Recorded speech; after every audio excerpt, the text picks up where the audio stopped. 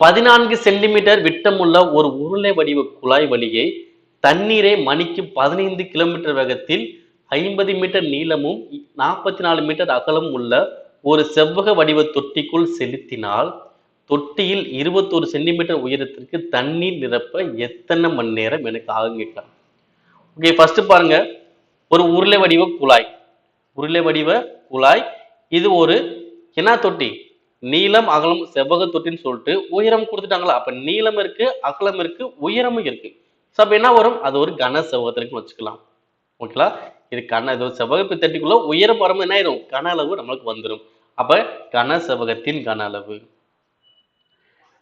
கன செவ்வகத்தின் கன அளவு.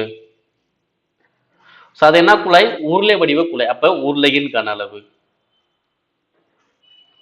ஓகேவா, ரெண்டுமே சமப்படுத்த போற, அவ்வளவுதான்ப்பா. கன செவ்வகத்தின் கன என்னது, L into B into H. உருளையின் கன என்னது, pi r squared H. Okay, மதிப்பு அப்ளை பண்ணலாமா. இங்க நீளம் எவ்வளோ, 50 மீட்டர், அகலம் எவ்வளோ, 44 மீட்டர், உயரம் எனக்கு எவ்வளோ, 21 சென்டிமீட்டர். ஓகேவா, அப்ப இது மீட்டர், இது மீட்டர். அப்ப இது என்ன பண்ணலாம், சென்டிமீட்டர் மீட்டரா மாத்தணும். சென்டிமீட்டர் எப்படி மீட்டரா மாத்துறது, அப்ப 21 சென்டிமீட்டர் எப்படி மாத்தலாம், 21/100 போட்டா மீட்டர் மாறி, அவ்வளவுதான்.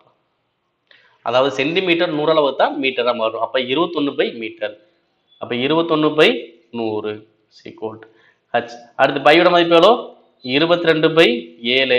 ஆரம் மதிப்பு எனக்கு எவ்வளவு வரும், 14 சென்டிமீட்டர் விட்டம். அப்ப எனக்கு ஆரம் எவ்வளோ, 7 சென்டிமீட்டர். இப்ப இதை நம்ம என்ன பண்ணணும், மீட்டர் தான் மாத்தணும். ஏன்னா இந்த சைடு உள்ள மீட்டர் தானே, அப்ப இந்த சைடு வரது எனக்கு மீட்டர் தான் வரணும். அப்ப 7 சென்டிமீட்டர் எப்படி எழுதலாம், 7/100 எழுதிக்கலாம். ஓகேவா, சென்டிமீட்டர் மீட்டர் மாத்த என்ன பண்ணணும், 100ஆல வகுக்கணும். அப்ப 7/100 இன்ட்டு 7/100 இன்ட்டு H. ஏன்னா இந்த உருளை வடிவ குழாயில வந்து பார்த்தோன்னா உயர மதிப்பு கொடுத்துருக்க மாட்டாங்க. ஓகேவா, தொட்டிக்கு தான் உயரம் கொடுப்பாங்க. அதனால தான் என்ன பண்றோம், கன செவ்வகம் கொண்டு வந்துரும். ஓகே, இப்ப அடிங்க, எதாவது அடிக்கலாம், கீழே அடிக்கலாமா. இங்க ஒரு 100க்கு இந்த ஒரு 100, அடுத்து இந்த ஒரு 7க்கு இந்த ஒரு 7. அடுத்து பாருங்க,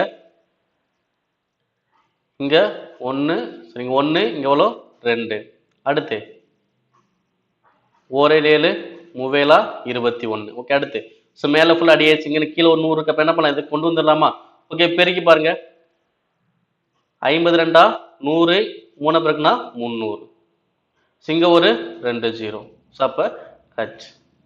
ஓகேங்களா, ஸோ அப்ப எவ்வளவு வரும் பாருங்க, 30,000 மீட்டர். எவ்வளவு வருது, 30,000 மீட்டர். என்ன பண்ணலாம், கிலோமீட்டருக்கு மாத்துங்க.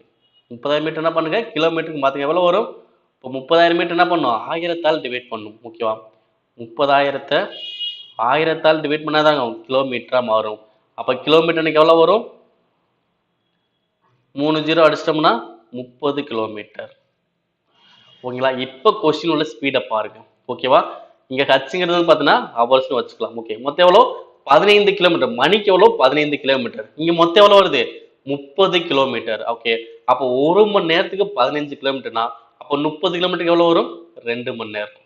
ஓகேவா, 1 மணி நேரத்துக்கு 15 கிலோமீட்டர் அப்படின்னா 2 மணி நேரத்துக்கு எனக்கு எவ்வளோ வரும், 30 கிலோமீட்டர். ஸோ அப்போ ஆன்சர் எவ்வளோ, 2 மணி நேரம். அவ்வளோதான். ஓகேங்களா, இந்த கொஸ்டின் நம்ம ஈஸியா ஆன்சர் பண்ணணும்னு சொல்லிட்டு தான் நம்ம ரெண்டையுமே சமப்படுத்தி உங்களுக்கு கொண்டு வந்திருப்போம். என்ன சார், கச்சோட மதிப்பு தானே சார் வந்திருக்கு அப்படின்னு நினைப்போம்.